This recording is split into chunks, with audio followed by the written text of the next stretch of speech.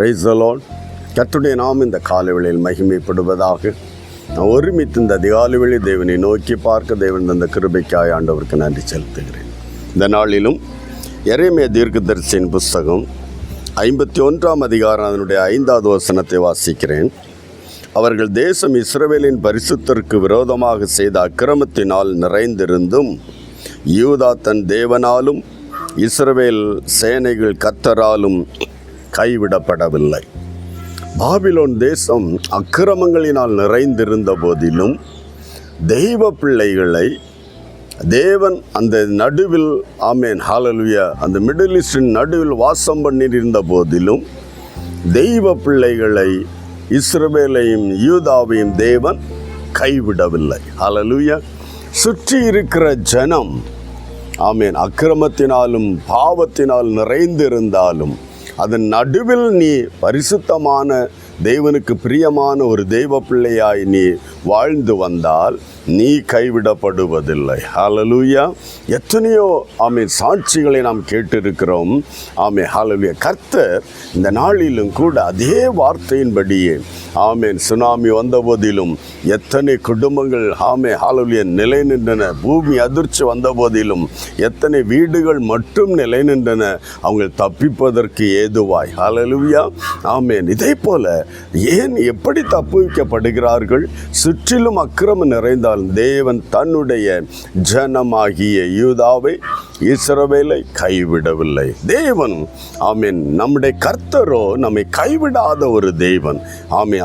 மற்றவர்கள் செய்கிற அக்கிரமத்துக்கு உடன்படாமல் இருக்கும்போது, மற்றவர்கள் செய்கிற நீதிக்கு உடன்படாமல் இருக்கும்போது கர்த்தர் நம்மை கைவிடாத ஒரு தேவன். ஹல்லேலூயா. நம்மோடு இருக்கிற கர்த்தர் அவர் கைவிடவே மாட்டார். ஹல்லேலூயா. ஆமென். ஆண்டவருடைய வாக்குத்தத்தம் சொல்கிறது, நான் உன்னை கைவிடுவதும் இல்லை, உன்னை விட்டு விலகுவதும் இல்லை. கைவிடாத ஒரு கர்த்தர். ஆமென். யூதாவை எப்படி கைவிடாதபடி காத்தாரோ நம்மையும் அதுபோல காப்பார். இந்த காலை வேளையிலும் ஆண்டவரே, ஆமென், எந்த நிலையில் கைவிட்டு விடுவேனோ, நெருக்கப்பட்டு விடுவேனோ, இதெல்லாம் என்னை விட்டு ஆமென் கைவிடப்படுமோ என்று நீ கலங்கலாம். பயப்படாதே. உன்னை கைவிடாத ஒரு மனுஷன் விட்டு விலகலாம், சூழ்நிலைகள் மாறலாம், அதன் நடுவிலும் உன்னை கைவிடாத ஒரு தேவன், உன்னை விட்டு விலகாத ஒரு கர்த்தர் உன்னோடு இருக்கிறார் என்பதை மட்டும் இந்த காலை வேளையில் இருதயத்தில் நினைத்தாலே அது ஒரு பூரிப்பாக இருக்கும், அது சந்தோஷமாக இருக்கும். உன்னுடைய வாழ்வில் அது ஆனந்தமானதாக இருக்கும். ஹல்லேலூயா. ஆமென். நம்மை கைவிடாத ஒரு தேவன் நம்மோடு இருக்கிறார். ஒரு நிமிடம் ஜெபிக்கலாமா? நல்ல தகப்பனே, இந்த காலை வேளைக்காய் நன்றி. இந்த காலையிலும் கூட அன்பு தகப்பனே, என்னோடு இணைந்து ஜெபிக்கிற எல்லா தேவ பிள்ளைகளையும் உடைய கரங்களில் தந்து ஜெபிக்கிறோம். விசேஷமாய் அன்பு தகப்பனே, யார் யார் வேதனைகளோடு துன்பத்தோடு ஆமே இந்த சூழ்நிலையில், இந்த நெருக்கடிகளில் ஆமே எல்லாரும் கைவிட்டாங்க, என்ன நடக்குமோ என்று கவலையோடு இருக்கலாம். ஒவ்வொருடைய உள்ளத்திலும் இந்த வார்த்தை உறுதிப்படுத்தும்.